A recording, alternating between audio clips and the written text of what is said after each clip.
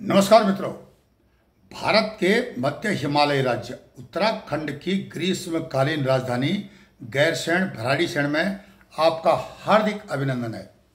मित्रों, जिस प्रकार से कल गैरसैंण में भू कानून 1950 को लागू करने के बारे में एक आंदोलन की रूपरेखा या हम कह सकते हैं कि आंदोलनकारी या जो आंदोलन को आगे बढ़ा रहे संगठन थे, उन्होंने एक बैठक बुलाई थी और स्थानीय लोगों को यहाँ पर आसपास के जो बुद्धिजीवी हैं उनको निमंत्रण दिया था कि आप आइए यहाँ पर। और सोशल मीडिया में भी आप लोगों ने देखा होगा और उस तरह से मैन टू मैन कांटेक्ट भी चलता रहा, जिस प्रकार से मैंने पिछले वीडियोस में लगातार मैं बताते आ रहा हूँ कि क्या क्रिया चल रही है और ये आने वाले समय में क्या रूप धारण करने वाला है। वही रूप कल इस आंदोलन का देखने को मिला। मैं विस्तार से इस कल गैरसैंण की भू कानून आंदोलन की समीक्षा करूंगा। क्या क्या हुआ, कैसे हुआ, क्यों हुआ, किसने किया, आंदोलन कहाँ तक सफल रहा, ये सारी बातें आप तक बताने का प्रयास कर रहा हूं। क्या होता है कि सबसे पहले तो आंदोलन भू कानून तो अपनी जगह पर सही है, या ये कह सकते हैं कि 1950 के आंदोलन जो भू कानून में है, इस पर जो आंदोलन चल रहा है, इसमें भी काफी खामियां हैं। इन खामियों को दूर करने सबका एक ही सॉल्यूशन है कि इस उत्तराखंड राज्य को, जो यहाँ के मूल निवासी हैं, उनको शेड्यूल ट्राइब्स घोषित किया जाए। इस जोन को शेड्यूल ट्राइब्स जोन घोषित किया जाए ताकि दो अंतर्राष्ट्रीय सीमाओं से घिरा हुआ यह मध्य हिमालय राज्य सुरक्षा की दृष्टि से भी सुरक्षित रहे और यहाँ जिहादियों की घुसपैठ न हो। हम खुलेआम बोलते हैं, क्यों कि नंदानगर में जो घटना हुई, एक आरिफ नाम का कोई कबाड़ वाला था या कुछ फेरी वाला था, उसने एक दलित बच्ची के साथ मिसबिहेव किया, उसके साथ छेड़खानी की। जनता सड़कों पर थी। आपने सुना होगा, लोगों ने कहा था, मुल्लों के रखवालों को जूते मारो सालों को। ये सरेआम नारा मैं नहीं लगा रहा हूं, ये नारा जनता लगा रही थी नंदानगर में। उस घाटी में, नंदानगर घाटी में, शांत घाटी में अशांत करने के लिए जिहादी घुस चुके हैं। किसने घुसाए, इस पर भी समीक्षा करूंगा। क्यों घुसे, कैसे घुसे, ये सारी बातें आगे आएंगी। आप पूरे वीडियो तक बने रहिए, सुनिए, दूसरों को शेयर करें, दूसरों को भी जागरूक करें। सरकार अपने काम को कर रही है, लेकिन सरकार के जो चलाने वाले जनप्रतिनिधि हैं उनको भी आप लोग जगाइए। आप क्या चाहते हो? वोट तभी मिलेगी जो जनता चाहती है, उत्तराखंड की जनता चाहती है। भू कानून 1950 का जो एक खेल था, खेल ही बोल सकता हूं मैं इसको, क्योंकि कल जो गैरसैंण में इसकी जो बैठक हुई, इसमें सबसे मैं शुरुआत करता हूँ। क्या हुआ कि मंच पर कांग्रेसियों ने कब्जा कर लिया। सबसे पहले कुछ कांग्रेसी झंडा लगा के घूम रहे थे, तो उसके बाद यूकेडी वालों को मौका नहीं मिला, तो यूकेडी वालों ने भी अपने झंडे उठाने शुरू कर दिए। अब राजनीतिक मंच बन गया है, शुरू से ही राजनीतिक मंच बना दिया गया इसको, या इस बैठक को इसलिए बुलाया गया था कि इसकी राजनीति करनी थी। क्योंकि जो छवि खराब हुई है, जो लोकप्रियता खराब हुई है कांग्रेस की, यूकेडी की, तो उस छवि को सुधारना था। पर लेकिन ऐसा नहीं हुआ कि जो उद्देश्य था आंदोलन का, भू कानून का 1950 का, उस पर ये लोग सक्सेस नहीं हुए। ये आंदोलन टोटली फ्लॉप हो गया। ये मैं नहीं बोल रहा हूं, वहां पर जो पत्रकार थे, जागो उत्तराखंड जागो के जो पत्रकार एडवोकेट आशुतोष नेगी जी, जिन्होंने कि अंकिता भंडारी का जो विषय संज्ञान में लिया था, वे लोकसभा चुनाव के लिए भी उठे थे। यूकेटी के नेता हैं, शांति प्रसाद भट्ट थे जिनसे मेरी नोकझोंक हुई थी। ये सारी चीज़ें वीडियो में आप देख लेना पीछे कि किस प्रकार से नोकझोंक हुई थी और शांति प्रसाद भट्ट जी ने क्या क्या कहा था, वो वीडियो मैंने डाल रखा है। उसके बाद गणेश घोटियाल जी, जो कि कांग्रेस के नेता हैं, लोकसभा चुनाव में उठे थे, वे मंच पर आए। और उससे पहले क्या हो रहा है कि जो नेता थे, संचालक थे, कांग्रेस कर रहे थे। स्पष्ट है कि मंच पर कांग्रेस ने कब्जा कर लिया था, यूकेटी से नाराज थी। अब ये कांग्रेस वर्सेस यूकेटी हो गया और जो मुख्य उद्देश्य था वो खत्म हो गया, फ्लॉप शो। शायद मेरा ये जो वीडियो भाई राजेश बहुगुणा, मतलब पोल खोल बहुगुणा, मेरे प्रिय मित्र, वो भी सुन रहे होंगे और उन्होंने भी देखा, बशर्ते कि वे स्टेशन पर थे। वो काफ़ी लोगों से उलझे हुए थे, लोग उनको नहीं छोड़ रहे थे कि भाई हमने जो है अपनी बातें रखनी है। कि माना वो खुद ही एक बार वीडियो में बोले थे, भाई मैं तो एक पत्रकार हूँ, मैं कोई तुम्हारा नेता नहीं हूँ। बात नेतागिरी की नहीं है, बात यह है कि हमें स्पष्ट ग्राउंड में क्या हुआ वो दिखाना था। मेरे पीछे वीडियो में मैंने आपको स्पष्ट दिखाया कि क्या क्या चल रहा था, घोटियाल जी क्या बोल रहे थे और यूकेटी वाले क्या बोल रहे थे। जो यूकेटी से नाराज एक ग्रुप है युवाओं का, वो क्या बोल रहा था। वो 3 वीडियो इसमें इसी चैनल के माध्यम से आप देख सकते हो, खंगाल के, जो इंटरेस्ट रखते हैं उत्तराखंड के बारे में और भारत की सुरक्षा के बारे में, आंतरिक और बाह्य सुरक्षा के बारे में, वे भी इसको जरूर देखें कि जो स्थानीय लोगों की भूमिका आंतरिक सुरक्षा या बाह्य सुरक्षा को लेकर के क्या होती है। मैंने पिछले वीडियोस में जब मैंने 1-2 समीक्षाएं की थी, कल से पहले मतलब परसों और उससे पहले दिन जो समीक्षा की थी, यहाँ पर जो यह आंदोलन है, यह राजनीति चमकाने के लिए हो रहा था। और इसमें क्या है कि संदेश गढ़वाल के एक अच्छे माने जाने कलाकार, हमारे वयोवृद्ध सम्मान्य नरेंद्र सिंह नेगी जी भी इस आंदोलन के लिए, भू कानून के लिए लोगों को समझा रहे थे, पर लेकिन उनकी बात तो रखी नहीं, उनकी इज्जत ही नहीं रखी इस मंच पर। जो विषय को भटका दिया गया, राजनीतिक जो हाईजैक बोलते हैं जिसको, इस जो उद्देश्य था वो यहाँ पर राजनीतिक उद्देश्य हो गया, अपनी राजनीतिक गोटियां चमकाने का। लोगों को गांव से बेवकूफ बना करके बुलाया गया कि नरेंद्र सिंह नेगी जी आ रहे हैं, आप आइए। मैं समझता हूं कि यह राजनीति चमकाने के लिए गैरसैंण में यह मीटिंग रखी गई थी और जिसके चलते कि इनका पर्दाफाश खुद ही हो गया, किसी ने पर्दाफाश किया नहीं। इसमें क्या हुआ, मंच पर यूकेटी वर्सेस कांग्रेस हो गया।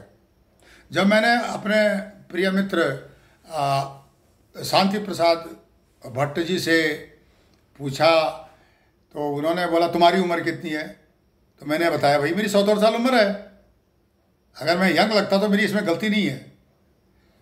तो उनको मैंने ये बताया भाई आपकी तो जुगलबंदी थी, मैं तो पुराना बंदा हूँ, मुझे पता है उत्तराखंड आंदोलन से लेकर के यहाँ तक मैं तुमको देख रहा हूँ, नाप रहा हूँ, तो तुम्हारी तो जुगलबंदी थी कांग्रेस के साथ, लेकिन ये जुगलबंदी कैसे टूटी, तो भड़क गए। चलो ये हो जाता है, राजनीतिक स्टंट होता है और जब उनको छेड़ेंगे तो वे भी कुछ हरकत करेंगे। तो ये सारी चीज़ें यहाँ पर उत्तराखंड की ग्रीष्मकालीन राजधानी में हुई। मतलब ये आंदोलन जो जा रहा था, भू कानून आंदोलन 1950 का, ये रहा नहीं, ये हो गया राजनीतिक मंच। घोटियाल जी बोल रहे थे, आपका वीडियो में सुना होगा, मैंने डाला हुआ है कि यहाँ पार्टीवाद मत करो, बीजेपी मत करो, ऐसा करो, पर लेकिन सब मिला करके ये बोलने वाली बात थी। सच्चाई है कि इन्होंने राजनीति चमकानी थी। ओ गुरु, राजनीति चमकानी तो और कोई मंच ढूंढो और कोई बहाना ढूंढो। ये भू कानून के लिए जिन लोगों ने शुरुआत की थी, और मेरे को लगता है कि इस भू कानून को जो हवा देने वाले कुछ लोग हैं वे भी वामपंथी और कांग्रेसी या दूसरे दलों से, यूकेटी इत्यादि से जुड़े हैं, जो कि जिनको बहुत दिन से सत्ता का टेस्ट नहीं मिल रहा है।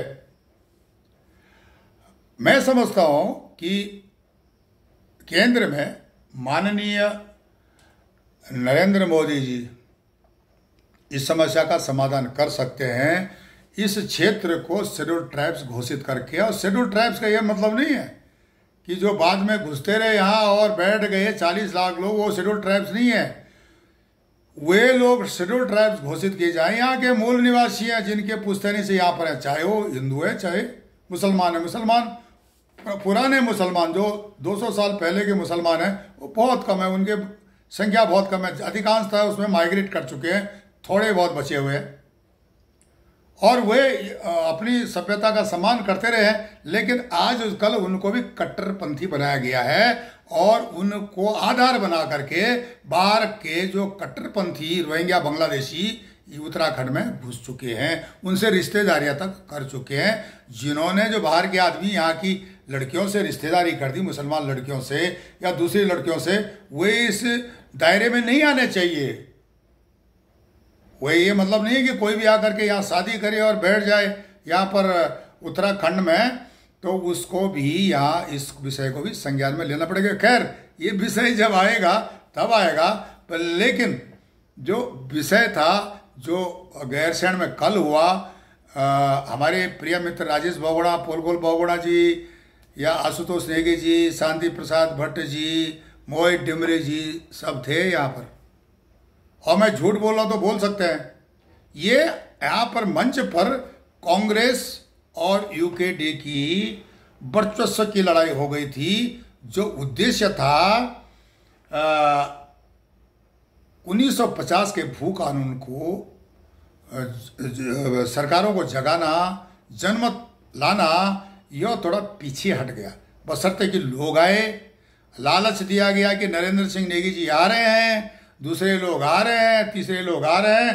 पता चला वहाँ पर जो है हमें गणेश गोडियाल जी मिले, वहाँ पर हमें शांति प्रसाद भट्ट जी मिले। उसके बाद जो है देखा गया था कि इनकी वर्चस्व की लड़ाई, और यूकेडी से एक युवा ऐसा वर्ग निकल टेहरी से गढ़वाल से आया था, वो बोल रहा था कि इन्होंने यूकेडी को शोषण किया है। अब यही बात मैंने भी पूछी थी भट्ट जी से, भट्ट जी ये बताइए कि तुम्हारी जुगलबंदी थी कांग्रेस और यूकेडी की, अब आप क्यों इस रास्ते से भटक रहे हो, और आपने जिस विषय को लेकर के आप आए थे वो विषय तो अब धरा का धरा रह गया। ये सारी चीज़ें कल के, ये समीक्षा है कल यहाँ पर हुई। और क्या होता है कि देश में रहना है तो राम कृष्ण कहना होगा। मोहन यादव मध्य प्रदेश से बोल रहे हैं, उत्तर प्रदेश से योगी आदित्यनाथ जी बोल रहे हैं कटोगे बटोगे तो कटोगे, बटोगे तो कटोगे। और वहीं जो असम से मुख्यमंत्री वहाँ के जो हैं माननीय हेमंता विश्व शर्मा जी, उनका स्पष्ट कहना है कि असम में, नॉर्थ ईस्ट में एक बहुत बड़ी संख्या क्या हो गया कि डेमोग्राफी खराब कर दी इन्होंने। इनकी 40% तक जो है आबादी बढ़ चुकी है। ये बांग्लादेशी और रोहिंग्या इसमें अधिकांश हैं। तो ये जो है डेमोग्राफी भारत की बदली हो रहा है। उन्होंने हेमंता विश्व शर्मा साहब ने बहुत अच्छे फैसले लिए हैं। पहला फैसला उन्होंने लिया है कि जो नमाज होती थी ना 2 घंटे की, कई दिनों से मुस्लिम लीग के टाइम से दे रखी थी, 2 घंटे की नमाज पढ़ने की छुट्टी उन्होंने सबसे पहले वो ख़त्म कर दी। और उसके अलावा क्या होता है कि 1935 का मुस्लिम मैरिज एक्ट उन्होंने ख़त्म कर दिया, ठीक है, जिससे कि जो कट्टरपंथी बौखलाए हुए हैं। और धर्म के आधार पर कानून अलग नहीं होना। वहीं काजी की छुट्टी वाले जो मतलब काजी के द्वारा जो है विवाह का है वो मसला ख़त्म हो गया है। सरकारी जो ऑथेंटिकेशन बोलते हैं, सरकारी कानून के हिसाब से ही शादी मान्य होगी। बहु विवाह खत्म हो गया कि 4-4 बीवी लेके तुम घूमो, 15-15, 20-20 बच्चे पैदा करो, मामला खत्म, बहु विवाह खत्म। उसके बाद असम में 18 वर्ष लड़कियों की, 21 वर्ष लड़कों की उम्र रख दी शादी की। जो 9-9 साल के बच्चों की, 12 साल के, 15 साल के बच्चों की शादी करते थे, वो खत्म कर दिया है। कट्टरपंथी भौखलाए हुए हैं असम में और भारत के अन्य क्षेत्रों में भी। यहाँ तक कि शाही इमाम बुखारी, मतलब जो जामा मस्जिद के हैं, उनके भी आपने प्रवचन सुने होंगे कि वो भी रो रहे थे कि हमने क्या कर दिया, क्या खराब कर दिया। भाई इतना खराबी तो हो रही थी, 1935 से तुम गंद मचा के रखे हो, अब उसको अगर कोई सुधार रहा है, 18 वर्ष आयु कर रहा है, मर्जी की शादी, मर्जी की तलाक, मर्जी का भव विवाह, ये सब खत्म हो रहा है, सुधार तो कर रहा है ना कोई, और वो अपने लिए नहीं कर रहा है, आपके समाज में कर रहा है। तो ये सारी चीजें ये कांग्रेस के समय में ये सब गलतियां हुई है। कांग्रेसियों को ये चीज समझनी चाहिए। मैं इसको उत्तराखंड से भी जोड़ रहा हूं। नंदानगर में एक आरिफ नाम के मुस्लिम युवा ने एक दलित बच्ची को छेड़ दिया, मिसबिहेव कर दिया उसके साथ।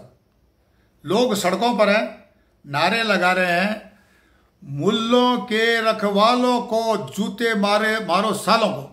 ये लोग बोल रहे हैं, ओपनली बोल रहे हैं, मैं नहीं बोल रहा हूं, आप जाके देखो, वीडियो में भी आया हुआ है। तो ये जो प्रक्रिया है, इसे निपटने के लिए उत्तराखंड वालों ने कोई तैयारी की है? भाई तुम तो अपने घर किराए पे दे रहे हो उनको, तुम्हारे तो दामाद बनेंगे, वो क्यों नहीं बनेंगे? वो तुम किराए पे दे रहे हो, बुरा नहीं मानना। ये जो है तुम अपने लिए गड्ढा खोद रहे हो और तुम्हारे पड़ोसियों को भी वो गड्ढा खुदेगा। तो इससे क्या, 2 पैसे के लालच में तुम पूरे उत्तराखंड को गड्ढे में डाल रहे हो।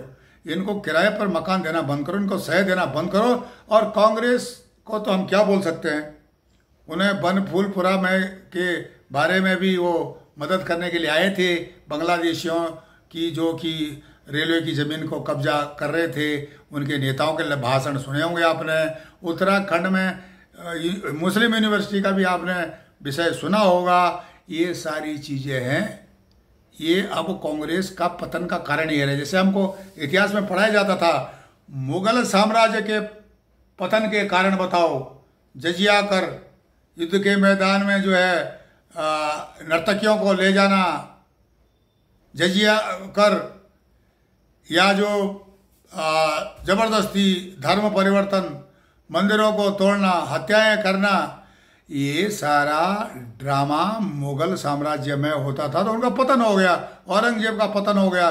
कट्टर सुन्नी मुसलमान था औरंगजेब, तो उसके रहते हुए भी पतन हो गया।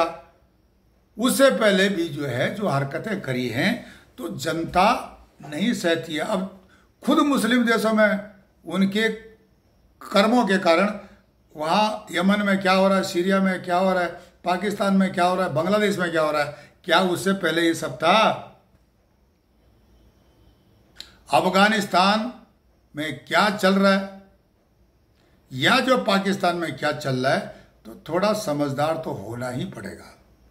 अगर उत्तराखंड के लोग समझदार नहीं होते हैं, बाहरी देशों से नहीं सीखते हैं, आज जो घटना हुई, पुरोला की घटना पहले हो चुकी है, नंदनगर की घटना है, उससे नहीं सीखते हैं, और इस प्रकार से जो एक सकारात्मक आंदोलन है उसको धक्का मार करके, मैं तो बोल रहा हूँ ये कोई सकारात्मक नहीं, इसमें भी खामियां हैं, इसको स्ट्रेट फॉरवर्ड शेड्यूल ट्राइब्स का एरिया घोषित किया जाए, यहाँ के मूल निवासियों को शेड्यूल ट्राइब्स का दर्जा दिया जाए, तो काफ़ी हद तक पलायन भी रुकेगा और साथ साथ यहाँ घुसपैठ रुकेगी, और एक कश्मीरिया केरला बनने से मामला रुक जाएगा।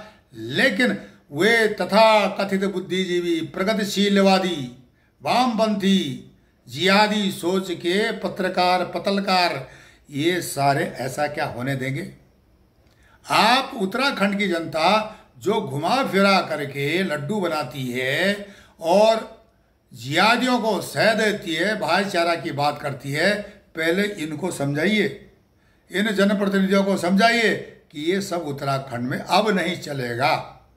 अगर आप चलाना चाहते हो तो कल का फ्लॉप शो देख लेना, गैरसैंण में हुआ था, जो आए थे हरिभजन करने, ओटने लगे कपास, ये हुआ। कल, तो क्या सारे उत्तराखंड राज्य में माननीय नरेंद्र सिंह नेगी, बड़े भाई मेरे कलाकार उत्तराखंड के, क्या अगर इस तरह का जो गैरसैंण में ड्रामा हुआ, क्या ये भू कानून 1950 का सक्सेस हो पाएगा? मेरे को नहीं लगता है कि ये इस तरह से जो राजनीतिक अखाड़ा बना रहे हैं इसका अपनी राजनीति चमका रहे हैं, क्योंकि इनका तो पतन हो चुका है, ये बर्बाद हो चुके हैं। अब इस आंदोलन को भी ये बर्बाद करेंगे। इस आंदोलन से बढ़िया है यहाँ के इलाके को शेड्यूल ट्राइब्स घोषित करो, यहाँ के लोगों को शेड्यूल ट्राइब्स घोषित करो, बाकी देश के लोग रहो आराम से, तुम्हारा देश है यार, क्या प्रॉब्लम है? हमें तुमको नहीं भगाना, पर लेकिन ये जो स्थिति चल रही है तो उत्तराखंड के लोगों को सोचना पड़ेगा। नहीं सोचते हैं तो तुम्हारी नादानी है, तुम खुद को बर्बादी के कगार पर पहुंचा रहे हो। नमस्कार, धन्यवाद।